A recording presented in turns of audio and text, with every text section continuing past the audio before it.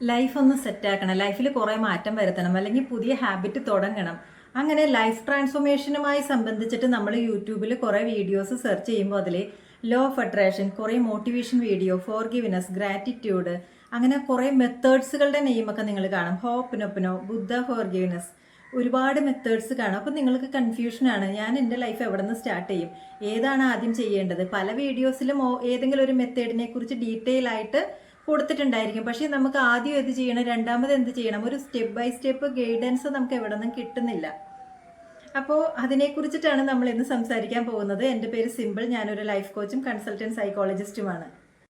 നമ്മളെല്ലാവരുടെയും life എടുക്കുകയാണെന്നുണ്ടെങ്കിൽ നമുക്കൊരു past ഉണ്ട്, പ്രസന്റ് ഉണ്ട്, ഫ്യൂച്ചറിനെ കുറിച്ചുള്ള ചിന്തകളും ഉണ്ട്. അപ്പം നമ്മൾ ആദ്യം നടന്നത് എവിടെയാണ്? പാസ്റ്റാണ്. അപ്പം നമ്മൾ അവിടെ നിന്ന് വേണം നമ്മളുടെ ലൈഫും സ്റ്റാർട്ട് ചെയ്യാനായിട്ട്. പാസ്റ്റിൽ നമ്മൾ തുടങ്ങുന്നവർ ആരൊക്കെയാണെന്ന് ചോദിച്ചിട്ടുണ്ടെങ്കിൽ, ചില ആളുകൾക്ക് പഴയ കാര്യങ്ങൾ, പണ്ട് നടന്ന സംഭവങ്ങൾ, ചിലപ്പോൾ ചൈൽഡ്ഹുഡ് അബ്യൂസോ അല്ലെങ്കിൽ ഭയങ്കര ഡിഫിക്കൽട്ട് ചൈൽഡ്ഹുഡോ, അല്ലെങ്കിൽ ചൈൽഡ്ഹുഡൊന്നും ആയിരിക്കില്ല, കുറച്ച് വലുതാകുമ്പോൾ നടന്ന ആരെങ്കിലും ചതിച്ചു, അല്ലെങ്കിൽ വേറെ എന്തെങ്കിലുമൊക്കെ ഇമോഷൻസ് മനസ്സിലുണ്ടായിരിക്കും, ഒരു നെഗറ്റീവ് ഇമോഷൻസ്. കഴിഞ്ഞുപോയ കാര്യങ്ങളെക്കുറിച്ച് ആലോചിക്കുമ്പോൾ ഒരു നെഗറ്റീവ് ഇമോഷൻസ് ആണ് നിങ്ങളുടെ മനസ്സിലുള്ളതെങ്കിൽ നിങ്ങൾ സ്റ്റാർട്ട് ചെയ്യേണ്ടത് പാസ്റ്റിൽ നിന്നായിരിക്കും. കാരണം നമ്മൾ ഈ പ്രസന്റ് മൊമെന്റിൽ സന്തോഷത്തോടു കൂടി ജീവിക്കണം എന്നുണ്ടെങ്കിൽ പാസ്റ്റിലത്തെ ചിന്തകൾ നമ്മൾ ഒരിക്കലും ഡിസ്റ്റർബ് ചെയ്യാൻ പാടില്ല. നമുക്ക് ഇപ്പോഴല്ലേ ജീവിക്കേണ്ടത്. കാരണം ഇപ്പൊ സന്തോഷത്തോടു കൂടി ജീവിക്കാൻ പറ്റാത്തത് എന്തുകൊണ്ടാണ്? വെറുതെ ഇരിക്കുന്ന സമയത്ത് എന്നാലും അവരെന്നെ അങ്ങനെ ചെയ്തില്ല, ഞാൻ തെറ്റൊന്നും ചെയ്തിട്ടില്ലല്ലോ, എന്നാലും എൻ്റെ ലൈഫിൽ എന്തെങ്കിലും സംഭവിച്ചത്, ഇങ്ങനത്തേക്കൊരു തോട്ട്സ് നമ്മൾ ഡിസ്റ്റർബ് ചെയ്തുകൊണ്ടിരിക്കും. അപ്പൊ ഇതിന് ഫുൾ സ്റ്റോപ്പ് ഇടാൻ വേണ്ടിയിട്ടാണ് നമ്മൾ നമ്മളുടെ പാസ്റ്റിനെ ഹീൽ ചെയ്യുന്നത്. ആക്ച്വലി പാസ്റ്റ് എന്ന് പറയുന്ന സാധനം കഴിഞ്ഞു പോയി. നമുക്ക് ടൈം ട്രാവലൊക്കെ ചെയ്തിട്ട് പാസ്റ്റ് കറക്റ്റ് ചെയ്യാനൊന്നും പറ്റില്ല. പക്ഷെ പാസ്റ്റിനെ കുറിച്ചിട്ടുള്ള ആ ചിന്തകൾ നമ്മളുടെ മനസ്സിലുണ്ട്. നമ്മളുടെ മനസ്സാണ് നമ്മൾ ഹീൽ ചെയ്യേണ്ടത്. അപ്പോൾ മനസ്സിനെ ഒന്ന് ക്ലീൻ ചെയ്ത് ശുദ്ധമാക്കണം. അപ്പോൾ അതിനെക്കുറിച്ച് നമ്മൾ മെത്തേഡ്സ് അന്വേഷിക്കുമ്പോൾ എന്താണ്? സബ് കോൺഷ്യസ് മൈൻഡ് റീപ്രോഗ്രാമിങ്, മനസ്സ് ഹീൽ ചെയ്യുന്നത്, ചക്ര, ഇന്നർ ചൈൽഡ് ഹീലിംഗ്, അങ്ങനെ കുറേ കാര്യങ്ങൾ ഉണ്ടായിരിക്കും. അപ്പോൾ നമുക്ക് വീണ്ടും കൺഫ്യൂഷൻ ആകും, ഇതൊക്കെ എന്തൊക്കെ ചെയ്യണം എന്നുള്ളത്. അപ്പം നമ്മുടെ ചൈൽഡ്ഹുഡൊക്കെ എടുക്കുകയാണെന്നുണ്ടെങ്കിൽ അതാണല്ലോ ആദ്യം തുടങ്ങുന്നത്. അപ്പം നമുക്ക് ചൈൽഡ്ഹുഡിൽ എന്തെങ്കിലും പ്രശ്നങ്ങൾ കാര്യങ്ങളൊക്കെ ഉണ്ടെങ്കിൽ നമ്മൾ ഇന്നർ ചൈൽഡ് ഹീലിംഗിൽ നിന്നാണ് ആദ്യം സ്റ്റാർട്ട് ചെയ്യേണ്ടത്. പിന്നെ നമ്മളുടെ ലൈഫിൽ ചില ചക്ര ഹീലിങ്ങിനെ കുറിച്ച് നിങ്ങൾ കേട്ടിട്ടുണ്ടായിരിക്കും. ഈ ചക്ര ഹീലിംഗിൽ എന്ന് പറഞ്ഞാൽ ഇപ്പോൾ 7 ചക്രയാണ് നമ്മൾ മെയിനായിട്ട് പഠിക്കുന്നത്, അല്ലെങ്കിൽ എല്ലാവരും അതിനെക്കുറിച്ചിട്ടാണ് സംസാരിക്കാറുള്ളത്. അപ്പോൾ ഓരോ ചക്ര എടുക്കുകയാണെങ്കിലും അതിന് ഓരോരോ പർപ്പസ് ഉണ്ടായിരിക്കും. ഇപ്പോൾ ലൈഫിലെ ബേസിക് നീഡ് നമുക്ക് ഉണ്ടാവണം എന്നുണ്ടെങ്കിൽ ഇന്ന ചക്ര നല്ലതായിരിക്കണം. ലൈഫ് ആസ്വദിക്കണം എന്നുണ്ടെങ്കിൽ, മനസ്സിനൊരു സുഖം കിട്ടണം എന്നുണ്ടെങ്കിൽ, സ്നേഹം എക്സ്പീരിയൻസ് ചെയ്യണം എന്നുണ്ടെങ്കിൽ, നമുക്ക് മനസ്സ് തുറന്ന് സംസാരിക്കണം, നമ്മളുടെ മനസ്സിലുള്ള വിചാരങ്ങൾ എക്സ്പ്രസ് ചെയ്യണം എന്നുണ്ടെങ്കിൽ, നമുക്ക് വരുന്ന ഇൻഡ്യൂഷൻസ് കറക്റ്റ് ആവണം എന്നുണ്ടെങ്കിൽ, ഇതിനൊക്കെ കറസ്പോണ്ടിങ് ആയിട്ട് ഓരോരോ ചക്രാസ് ഉണ്ട്. അത് ബാലൻസ്ഡ് ആണെന്നുണ്ടെങ്കിൽ മാത്രമേ ഈ ഫംഗ്ഷൻസ് ഒക്കെ കറക്റ്റായിട്ട് നടക്കുള്ളൂ. അപ്പോൾ അങ്ങനെ എന്തെങ്കിലും കാര്യങ്ങളിൽ നിങ്ങൾക്ക് ബ്ലോക്ക് ഫീൽ ചെയ്യണമെന്നുണ്ടെങ്കിലാണ് ചക്ര ഹീലിങ്ങിലോട്ടൊക്കെ നമ്മൾ പോകുന്നത്. ഇനി ചിലർക്കെന്ന് പറയുന്നത് ഏതെങ്കിലും വ്യക്തികളോടുള്ള പ്രശ്നങ്ങൾ കാര്യങ്ങളൊക്കെ ആയിരിക്കും. അതിനാണ് നമ്മൾ ഫോർഗിവ്നെസ്, സാധാരണ എന്തെങ്കിലുമൊക്കെ ഒരു ഫോർഗിവ്നെസ് മെത്തേഡ് യൂസ് ചെയ്താൽ മതി. ചിലർക്ക് എന്താണ് ഏതാണെന്നൊന്നും അറിഞ്ഞുകൂടാതെ കൺഫ്യൂഷനിൽ നിൽക്കുന്നവരുണ്ടായിരിക്കും. അപ്പോൾ അവർ ജസ്റ്റ് അവരുടെ മനസ്സിലുള്ള പ്രയാസങ്ങളൊക്കെ ഒരു പേപ്പറിൽ എഴുതി കത്തിച്ച് കളയുക. പേപ്പറിൽ എഴുതിയിട്ട് വായിച്ചു നോക്കരുത്, പേപ്പറിൽ എഴുതിയിട്ട് നമ്മളതങ്ങ് കത്തിച്ച് കളയുക. അപ്പം നമ്മളുടെ മനസ്സിലെ കുറേ ഇഷ്യൂസൊക്കെ പോകും. അത് കുറച്ച് ദിവസം നിങ്ങൾക്ക് കണ്ടിന്യൂ ചെയ്യാവുന്നതാണ്. പിന്നെ നിങ്ങൾ ഗൂഗിളൊക്കെ സെർച്ച് ചെയ്തിട്ടുണ്ടെങ്കിൽ നിങ്ങൾക്ക് ബുദ്ധ ഫോർഗിവ്നെസ് എന്ന് പറഞ്ഞിട്ടൊരു ഇത് കിട്ടും. ആ ബുദ്ധ ഫോർഗിവ്നെസ്സിലാണെന്നുണ്ടെങ്കിലും നമുക്ക് നമ്മളുടെ മനസ്സിൽ ഇപ്പോൾ ആരോടാണ് എന്താണെന്നുള്ളതൊന്നും നമുക്കറിയില്ല, അങ്ങനെയുള്ള കേസിൽ നമുക്ക് യൂസ് ചെയ്യാവുന്നതാണ് ഈ ബുദ്ധ ഫോർഗിവ്നെസ്. അതുപോലെ തന്നെ ക്ഷമാധ്യാനം എന്നുണ്ട്. അപ്പോൾ നമ്മൾ ഈ ഒറ്റ വീഡിയോയിൽ നമ്മൾ അതൊക്കെ എക്സ്പ്ലെയിൻ ചെയ്യാൻ പോയാൽ ഭയങ്കര ലെങ്ത് ആയി പോകും. ഇത് പ്രത്യേകിച്ച് ഏതെങ്കിലും ഒരു ഫോർഗിവ്നെസ് മെത്തേഡിനെ കുറിച്ച് നിങ്ങൾക്ക് എക്സ്പ്ലെയിൻ ചെയ്യണം എന്നുണ്ടെങ്കിൽ ജസ്റ്റ് ഒന്ന് കമൻറ്റ് ചെയ്താൽ മതി, ഞാൻ അതിനെക്കുറിച്ച് സെപ്പറേറ്റ് ആയിട്ടുള്ളൊരു വീഡിയോ ചെയ്യാം. അപ്പോൾ ഈ ഫോർഗിവ്നെസ് നമ്മളുടെ ലൈഫ്, എല്ലാവർക്കും ഒരേ ഫോർഗിവ്നെസ് മെത്തേഡൊന്നും അല്ല, എല്ലാവർക്കും ഹീലിംഗ് നടക്കുന്നത് ഒരേ മെത്തേഡൊന്നും അല്ല. നമ്മളുടെ ലൈഫിൽ നടന്ന കാര്യങ്ങൾ ഓരോരുത്തരുടെയും വ്യത്യസ്തമായിരിക്കുമല്ലോ. നമുക്ക് ആവശ്യമുള്ളതാണ് നമ്മൾ ചെയ്യുന്നത്. വേറെ ആരെങ്കിലും ഒക്കെ പറഞ്ഞു കേൾക്കും, നിങ്ങൾ ഇന്നർ ചൈൽഡ് ഹീലിംഗ് എന്ന് പറഞ്ഞു കേൾക്കും. അപ്പം നമുക്ക് തോന്നും, അയ്യോ ഞാനിത് ചെയ്യാത്തത് കൊണ്ടാണോ എനിക്ക് മാറ്റം ഉണ്ടാവാത്തതെന്ന്. അങ്ങനെയൊന്നുമില്ല. നിങ്ങൾക്കൊരു ഡിഫിക്കൽട്ട് ചൈൽഡ്ഹുഡ് ആയിരുന്നു, നിങ്ങൾക്ക് പ്രശ്നങ്ങൾ ഉണ്ടായിരുന്നു, നിങ്ങളുടെ ഉള്ളിൽ ഇപ്പോഴും വേദനിക്കുന്ന ഒരു കുട്ടിയുണ്ട്. പണ്ടത്തെ നമ്മളുടെ ചൈൽഡ്ഹുഡൊക്കെ ആലോചിക്കുമ്പോൾ നമ്മൾ വിഷമിച്ചു, നമുക്ക് ആഗ്രഹിക്കുന്ന സ്നേഹം കിട്ടിയില്ല, അപ്രൂവൽ കിട്ടിയില്ല, അങ്ങനെയൊക്കെ വരുമ്പോഴാണ് നമ്മൾ ഇന്നർ ചൈൽഡ് ഹീലിംഗ് ഒക്കെ ചെയ്യുന്നത്.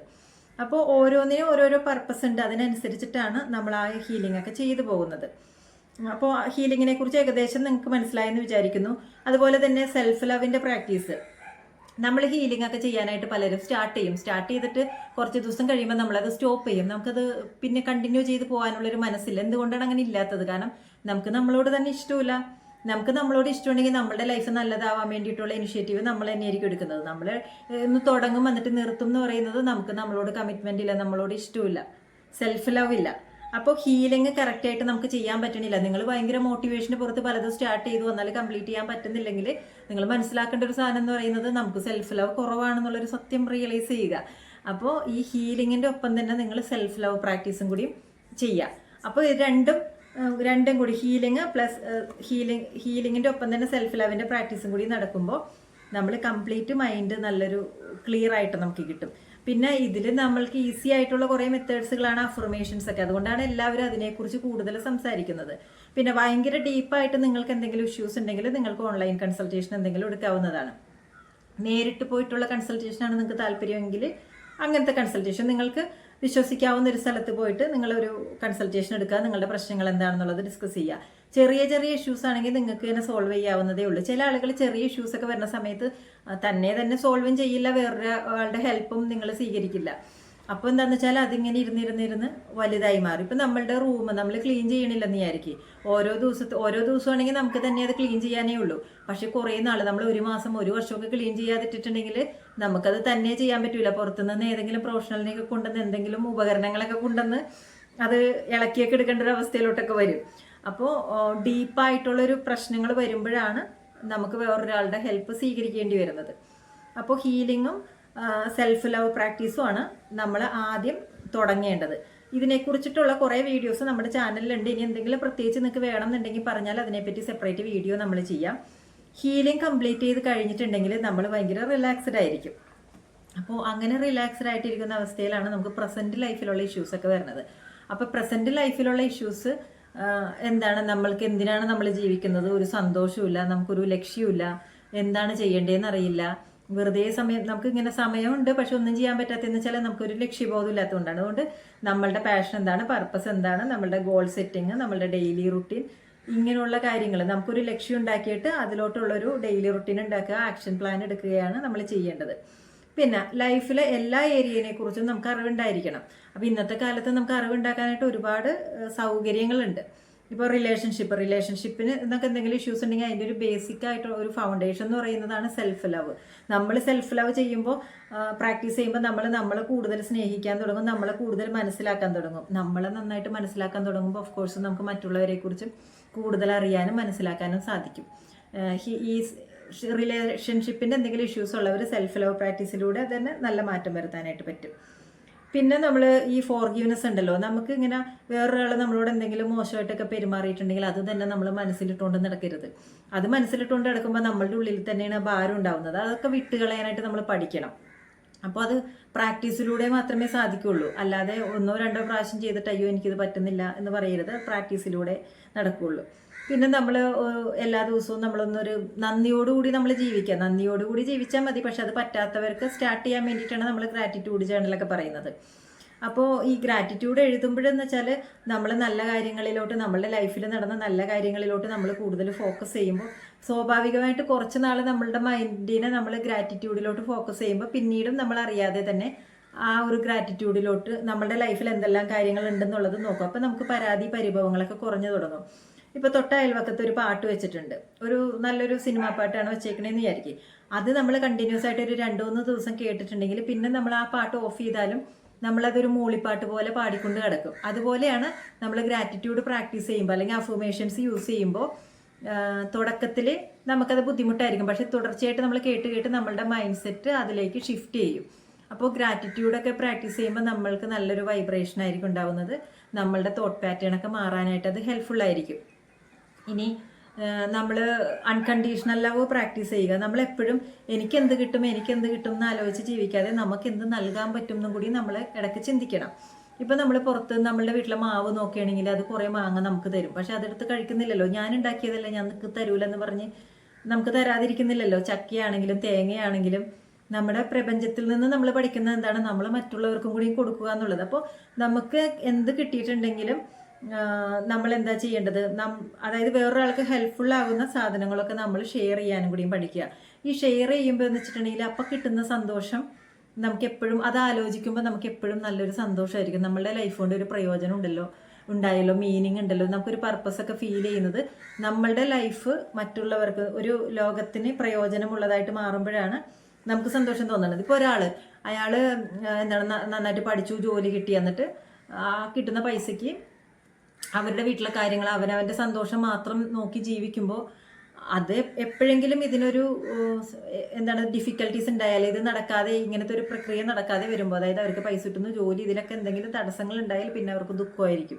കാരണം ഞാൻ എൻ്റെ ലോകം എന്നും പറഞ്ഞിട്ട് ഒതുങ്ങിക്കൂടി ജീവിക്കുന്നവരാണ്. അപ്പോൾ നമ്മൾ മറ്റുള്ളവരെ സഹായിക്കാനും കൂടിയിട്ടാണ് നമ്മൾ ഈ ലോകത്തേക്ക് വന്നിട്ടുള്ളത്. അപ്പോൾ അൺകണ്ടീഷണൽ ലവ് പ്രാക്ടീസ് ചെയ്താൽ, ആക്ട് ഓഫ് കൈൻഡ്നെസ് എന്നൊക്കെ പറഞ്ഞത് കേട്ടിട്ടില്ലേ? ആക്ട് ഓഫ് കൈൻഡ്നെസ് അത് തന്നെയാണ് അൺകണ്ടീഷണൽ ലവ്. ഒന്നും പറ്റാത്ത ചിലർ വിചാരിക്കും പൈസ കൊണ്ട് മാത്രമേ സഹായിക്കാൻ പറ്റൂ. പൈസ കൊണ്ട് മാത്രമല്ല, നമുക്ക് നല്ല വാക്കുകൾ, നല്ല കാര്യങ്ങൾ പറഞ്ഞു കൊടുക്കാം, ശരീരം കൊണ്ട് നമുക്ക് സഹായിക്കാം, എന്തെങ്കിലും വേറൊരാളെ സഹായിക്കാമല്ലോ. ഒരാൾ വഴി ചോദിച്ചിട്ടുണ്ടെങ്കിൽ കറക്റ്റായിട്ട് വഴി പറഞ്ഞു കൊടുക്കാൻ പറ്റും. അതുപോലെ സ്നേഹമുള്ള വാക്കുകൾ പറയാൻ പറ്റും, ആരെങ്കിലുമൊക്കെ നോക്കി ഒന്ന് പുഞ്ചിരിക്കാൻ പറ്റും. പല വിധത്തിലും നമുക്ക് മറ്റൊരാളെ ഹെൽപ്പ് ചെയ്യാനായിട്ട് പറ്റും. ഒന്നും പറ്റൂലെന്നുണ്ടെങ്കിൽ നമുക്ക് ഈ ലോകത്തിന് നല്ലത് വരണേ, ഈ എല്ലാ ആളുകൾക്കും നല്ലത് വരണേ, ആരോഗ്യം ഉണ്ടാവണേ, സന്തോഷം ഉണ്ടാവണേ എന്നൊക്കെ നമ്മളുടെ പ്രാർത്ഥനയിൽ നമുക്കത് ഇൻക്ലൂഡ് ചെയ്യാൻ പറ്റുമല്ലോ. അങ്ങനെയൊക്കെ ചെയ്യുമ്പോഴേ നമ്മൾക്കൊരു അത് ചെയ്തു നോക്കിയിട്ടുണ്ടെങ്കിൽ മാത്രമേ നമുക്കത് ഫീൽ ചെയ്യുള്ളൂ. ഈ സ്വാർത്ഥമായിട്ടൊക്കെ നമ്മൾ ജീവിക്കുമ്പോൾ നമ്മളുടെ ഉള്ളിലൊരു നിറവ് അല്ലെങ്കിൽ ഒരു സാറ്റിസ്ഫാക്ഷൻ അങ്ങനത്തെ ഒരു സംഭവം ഉണ്ടായിരിക്കില്ല. ശരിക്കും നമ്മൾ ആക്ട് ഓഫ് കൈൻഡ്നെസ് അല്ലെങ്കിൽ അൺകണ്ടീഷണൽ ലവ് എന്നൊക്കെ പറയുന്ന കാര്യം ചെയ്യുമ്പോഴേ നമ്മളുടെ ശരീരത്തിൽ നല്ല ഹാപ്പി ഹോർമോൺസ് ഉണ്ടാവുന്നുണ്ട്. അതുകൊണ്ടാണ് നമുക്ക് ആ ഒരു സുഖം കിട്ടുന്നത്. അതുപോലെ ജീവിതത്തിൽ പണം എന്ന് പറയുന്നത് വളരെ ഇമ്പോർട്ടൻ്റ് ആയിട്ടുള്ളൊരു സംഭവമാണ്. പുവർ മൈൻഡ് സെറ്റ് ഉള്ള ആളുകളുണ്ട്. പണക്കാർക്കൊക്കെ ഭയങ്കര അഹങ്കാരമാണ്, പണക്കാരൊക്കെ ഭയങ്കര പിശുക്കന്മാരാണ്, അവർക്ക് പൈസ ഉള്ളതിൻ്റെ അഹങ്കാരമാണ്, അങ്ങനെയൊക്കെ ചിന്തിക്കും. പുവർ മൈൻഡ് സെറ്റ് ആണെന്നുണ്ടെങ്കിൽ പൈസ ഉള്ള ആളുകളെ കുറ്റം പറഞ്ഞുകൊണ്ടിരിക്കുക എന്നുള്ളത്. അപ്പോൾ ഇവർ ശരിക്കും പണക്കാർ പൈസ ഉള്ളവരാകുന്നത് എന്തുകൊണ്ടാണ്? അവർ അതിന് വേണ്ടിയിട്ടുള്ള എഫേർട്ട് ഇടുന്നത് കൊണ്ടാണ് അവരുടെ അടുത്ത് പൈസ വരുന്നത്. പക്ഷെ പാവപ്പെട്ടവരിരുന്ന് പറയും അവർ കട്ടും മോഷ്ടിച്ചുണ്ടാക്കിയതാണ്, ആളുകളെ പറ്റിച്ചിട്ടാണ്, കള്ളപ്പണമാണ്, അങ്ങനത്തെ രീതിയിലൊക്കെ പറയും. പക്ഷെ അങ്ങനെ ചെയ്യുന്ന ആളുകളാണെന്നുണ്ടെങ്കിൽ അവർക്ക് അതിൻ്റെ ഒരു കർമ്മഫലം അവർക്ക് കിട്ടിക്കോളും. പക്ഷെ നമ്മൾ എന്തിനാണ് ഇരുന്നിട്ട് ഇങ്ങനെ വിമർശിച്ചുകൊണ്ടിരിക്കുന്നത്?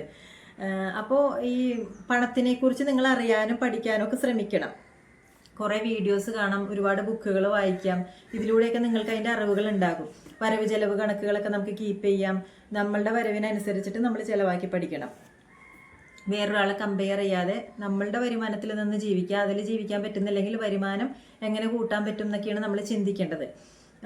പണത്തിൻ്റെ കാര്യത്തിൽ നമുക്ക് പണത്തിനോടുള്ള ഇമോഷൻസ് വളരെ ഇമ്പോർട്ടൻ്റ് ആണ്. ഈ ചില ആളുകൾക്ക് പണം എന്ന് പറയുമ്പോൾ പേടിയാണ്. അയ്യോ എൻ്റെ കയ്യിലുള്ള പൈസ തീർന്നു പോകുമോ, ചിലവാക്കുമ്പോൾ അയ്യോ എൻ്റെ കയ്യിലുള്ള പൈസ മുഴുവൻ പോവുകയാണല്ലോ. പൈസ കാണുന്നതേ അവർക്ക് പേടി ഒരു എലമെന്റ് പോലെയാണ്. പിന്നെ പൈസ ചിലർ സേവ് ചെയ്ത് വെക്കും. അയ്യോ ഫ്യൂച്ചറിൽ എന്നെ ആരും നോക്കിയില്ലെങ്കിൽ അന്നേരം എനിക്ക് വല്ല അസുഖം വന്നാലൊക്കെ എനിക്കിത് എടുക്കാൻ പറ്റും, ആരും ഇല്ലെങ്കിൽ ഒരു സഹായത്തിന് വേണ്ടിയിട്ടിത്, അങ്ങനെ പേടിച്ച് വരച്ചൊക്കെയാണ് ആളുകൾ പൈസ സൂക്ഷിച്ചു വയ്ക്കുന്നത്, സേവ് ചെയ്യുന്നത്, ഇൻവെസ്റ്റ് ചെയ്യുന്നതൊക്കെ. അപ്പോൾ ഈ പണത്തിനോട് നമ്മൾ അറ്റാച്ച് ചെയ്യുന്ന ഇമോഷൻസ് പോസിറ്റീവാണോ നെഗറ്റീവാണോ എന്നുള്ളതൊക്കെ വളരെ ഇമ്പോർട്ടൻ്റ് ആണ്. നമുക്ക് വേണമെങ്കിൽ ഈ സംഭവം തന്നെ പൈസ വളരെ നല്ലൊരു സാധനമാണ്, നമുക്ക് കംഫർട്ട് വാങ്ങിക്കാനായിട്ട് ഇത് ഹെൽപ്പ് ചെയ്യുന്നു, അങ്ങനെ ഒരു സന്തോഷമുള്ള ഇമോഷൻസ് കൊടുത്തൂടെ, ഒരു നന്ദിയുള്ള ഇമോഷൻസ് ഒക്കെ കൊടുത്തൂടെ. ഇനി പൈസ സൂക്ഷിച്ച് വയ്ക്കുമ്പോൾ ഇപ്പം എൻ്റെ അടുത്ത് അധികം പൈസ ഉള്ളതുകൊണ്ട് ഞാൻ ഫ്യൂച്ചറിൽ വേണ്ടിയിട്ട് സേവ് ചെയ്ത് വയ്ക്കുന്നു, അന്നേരം എനിക്കിത് നല്ല കാര്യങ്ങൾക്ക് ഉപയോഗിക്കാമല്ലോ എന്ന് നമുക്ക് സന്തോഷമുള്ള നന്ദിയുള്ള വിചാരത്തിൽ നമുക്കത് സേവ് ചെയ്യാമല്ലോ. പണത്തിനോട് നമുക്കുള്ള ഇമോഷൻസ് നമ്മൾ കറക്റ്റ് ചെയ്യണം. കാരണം പണത്തിനോട് നമുക്കുള്ളത് പോസിറ്റീവായിട്ടുള്ള ഇമോഷൻ ആണെങ്കിൽ നമുക്ക് എപ്പോഴും പൈസ ഉണ്ടാവും. പണത്തിനോട് നമുക്കുള്ളത് നെഗറ്റീവായിട്ടുള്ളൊരു ഇമോഷൻ ആണെന്നുണ്ടെങ്കിൽ പൈസ എപ്പോഴും നമുക്ക് തികയാതെ വരുന്നൊരു സിറ്റുവേഷൻ ആയിരിക്കും, എപ്പോഴും ചിലവായിക്കൊണ്ടിരിക്കും. പിന്നെ അതുപോലെ തന്നെ പൈസ നമുക്ക് നല്ല കാര്യങ്ങൾ ചെയ്തുണ്ടാക്കാൻ പറ്റും, മോശം കാര്യങ്ങൾ ചെയ്തുണ്ടാക്കാൻ പറ്റും. ഈ നല്ല കാര്യങ്ങൾ ചെയ്ത് നമ്മൾ സമ്പാദിക്കുന്ന പൈസ എന്ന് പറയുന്നത് നമ്മളുടെ ലൈഫിൽ നല്ലത് മാത്രമാണ് വരുത്തുന്നത്. ചില പണക്കാരെയൊക്കെ നമ്മൾ കണ്ടിട്ടില്ലേ, അവർക്ക് എത്ര പൈസ ഉണ്ടെങ്കിലും ഒരു സന്തോഷം ഉണ്ടായിരിക്കില്ല.